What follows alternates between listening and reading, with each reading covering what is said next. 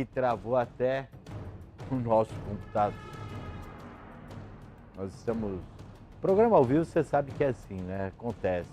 Nós estamos preparando esse material e a hora que estiver no ponto aí, sem problema, a produção me avisa, porque é uma reportagem exclusiva que você de casa não pode perder. Essa entrevista com o homem que assassinou o próprio irmão com várias facadas, um crime bárbaro que chocou a comunidade de Capixaba, município do interior. Agora sim, estou falando, o assunto é tão pesado, meus amigos, que travou tudo. Mas nós somos brasileiros, não desistimos nunca, né? Então, você vai conferir esse material exclusivo na tela do Gazeta Alerta agora. Foi no ar! Zona Rural de Capixaba. Ramal da Elza. Um cenário pacato que esconde uma história chocante. Um irmão que tira a vida do outro. A pergunta que fica é: o que leva alguém a cometer um crime tão brutal dentro da própria família?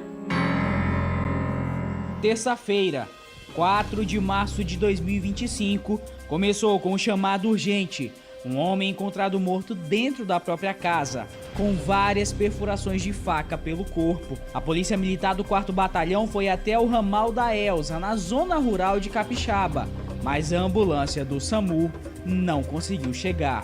O caminho era quase intransitável.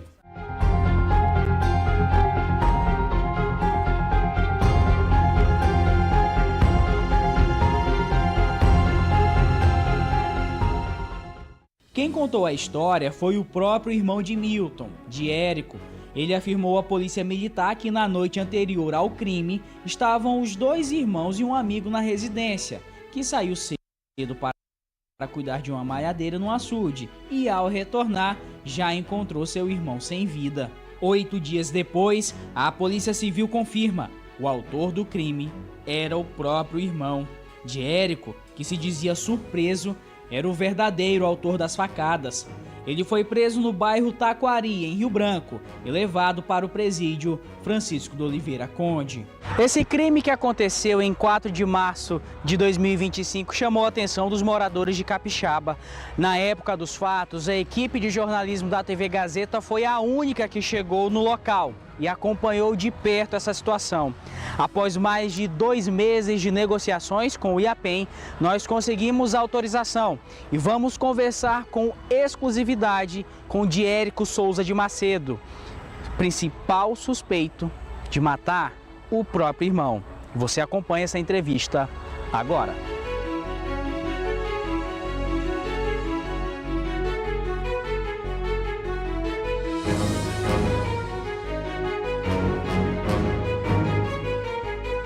A entrevista com Diérico acontece nesta sala, dentro do presídio. Ele chega com os policiais penais. Nervoso, voz baixa, não sabe o que será perguntado. Antes disso acontecer, como é que era a tua vida? Assim, trabalhava em quê? Eu sou soldador. Era casado? É. E... Não, muito assim, como pensa, né? Sim. 18 anos. Em seguida, questiono Diérico sobre o que aconteceu nos dias em que antecederam o crime.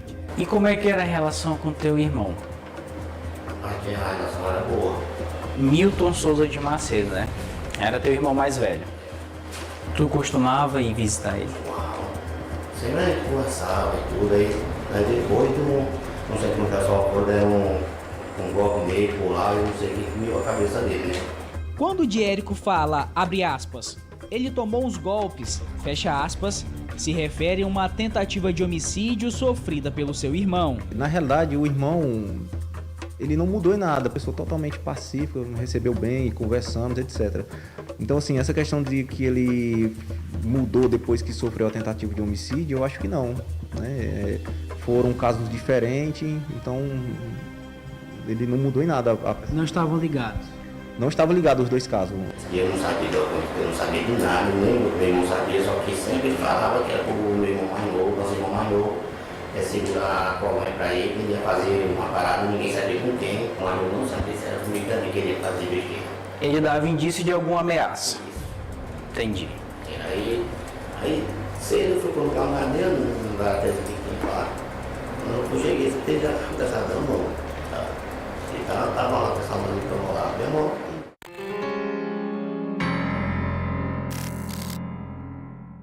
As contradições foram muitas e ao longo da entrevista fica evidente: a versão apresentada no início não se sustenta.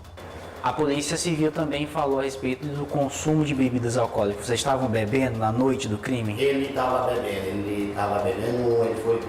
ele um dia antes, ele tinha ido lá nesse bar, eu não sabia disso. E nesse período da noite, você estava bebendo? Eu tomei uma dose assim lá no Garapé. Foi fazer o que no Garapé? Eu fui lá olhar a madeirazinha. E nesse momento que você chega, se depara ele com esse terçado na mão, existe algum diálogo? Vocês falam alguma coisa um com o outro? O que aconteceu? Não, ele disse que ia fazer o serviço, né? E lá essa casa, lá acho que alguém viu, só tem uma porta só. Ela batalha num lugar de copo, não tem nem como o cara correr. Se eu fosse correr, assim, não matava.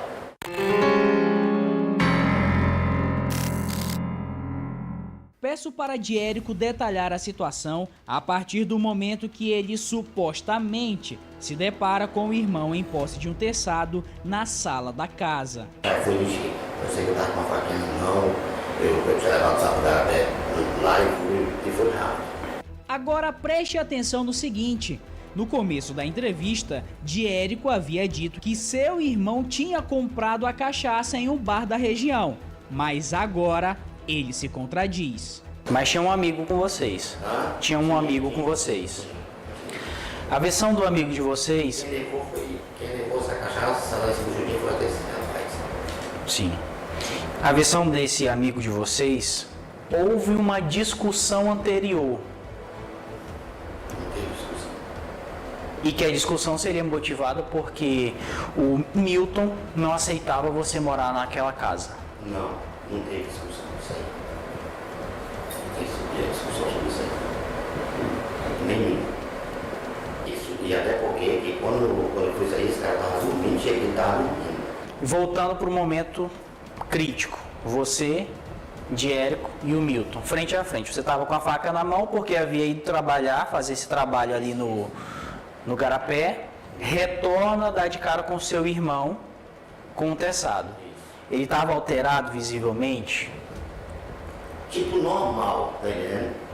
É tipo normal, só que dele, se ele não lá, ele sabe falar, mas com... Quem ia adivinhar? A faca que foi utilizada no crime por Diérico foi jogada neste açude. A Polícia Civil de Capixaba, com apoio do Corpo de Bombeiros por meio do Batalhão Náutico, realizou buscas, mas a arma do crime não foi encontrada. Se ele jogando a faca dentro do açude, poderia ainda corroborar a sua versão que alguém poderia ter ido lá matar ele e ter levado a faca, né? Por exemplo, só que aí ele confessou que jogou a arma dentro do açude. Você acha que essa situação onde você desfere esses golpes contra seu irmão, você acha que seria uma legítima defesa? Eu creio que sim, porque se ele fosse ele, era ele. Mesmo com a quantidade de golpes? Com certeza. Tivemos acesso com exclusividade ao laudo cadavérico de Milton Macedo. O documento mostra que ele foi vítima de 13 facadas. Lesões nas regiões do peito, costela, na perna direita, antebraço e mão esquerda e nas costas. A perícia apontou pelo menos parcialmente mais de 10 perfurações. Não sei como é. Sei por ele, lá. Daí eu tentei atrás da segunda prazeira ainda. Falei que não tinha nada de invenção. Não tinha nada de invenção, porque, poxa, eu tinha noção do meio, não. Depois desses primeiros golpes, que ele cai, você continua a desferir, a esfaquear ele? Não. Mesmo ele caído? Não, Deus não quis jamais. Eu já procurei batalhar a vida pra ele. E de toda essa situação você não foi ferido? Não. Foi na chegada fora, matando coisa, eu só segurei ele e fui daqui e já saí fora também. Mesmo nesse momento, você frente a frente, ele com essa faca, com esse terçado, você com a faca, não houve nenhuma briga? Não. Ele não falou nada nesse momento? Não. assim para me falar alguma coisa, porque eles que iam fazer, eles queriam fazer a parada, só isso. No momento que ele já estava frente a frente. A todo momento, Jerico, no local, nós estávamos inclusive lá, e nós vimos você sentado na área, na mesa, e uma coisa que eu percebi, você estava muito pensativo. O que você pensava naquele momento? Para alguém que se sente culpado, mentiroso, né? É no caso, né? Só que na hora eu não tinha outra coisa para falar.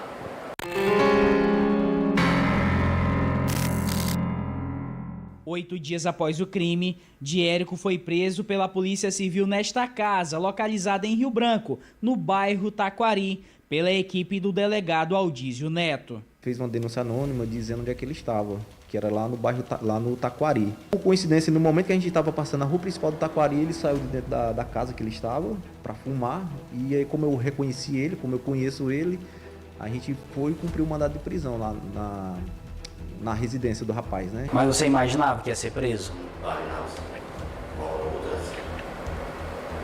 Mas, Jerico, se as investigações policiais não tivessem andado dessa forma, tivesse continuado o mistério, que era como o caso foi tratado inicialmente, você teria se entregado? Quando você pensava em fazer isso? Deixa eu dar um tempo e me entregar, né? Você levar no meu papel como homem, né? Você se sente um assassino? Rapaz, na medida do possível, sim, a gente se sente culpado, muito culpado. Toda essa situação, o que você sente? A gente se sente nada, né? Acabar, né? Porque Deus o livre, né? Eu trabalhar. Eu comecei a trabalhar com 7 anos de idade.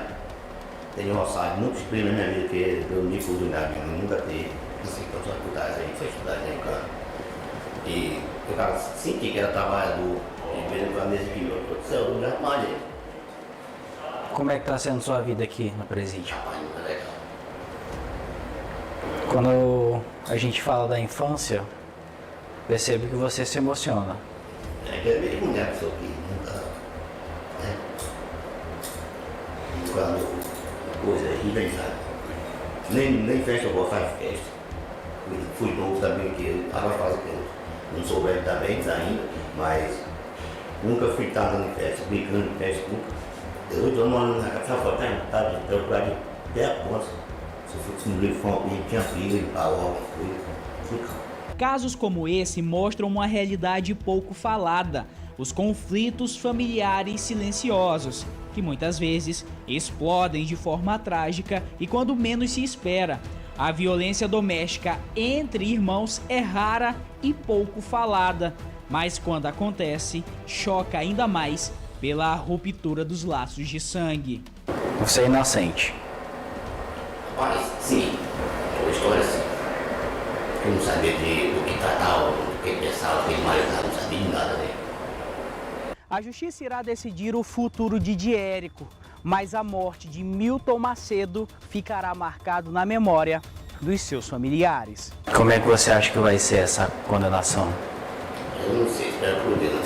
Eu não resolvo a vida da gente. Só vai saber que um dia eu sou. E muita pessoa vai pensar, né? Que eu sou um monstro, isso e aquilo, né? Mas pessoas no fundo Deus vai que eu não sou. Se mostrar a pessoa, que eu não escutei a história lá. Jerico Macedo ainda irá enfrentar dias longos e tortuosos no complexo prisional Francisco do Oliveira Conde, mas realidades violências como essas escancaram uma realidade e uma dúvida. Até que ponto, na estrada da vida de uma família, vai o limite de convivência de dois irmãos? Perguntas e dúvidas que muitas vezes não são respondidas. As imagens são de Neuvan Negreiros e Maides Oliveira, com edição de Hilgner Fernandes, Juan Rodrigo, para o Gazeta Alerta.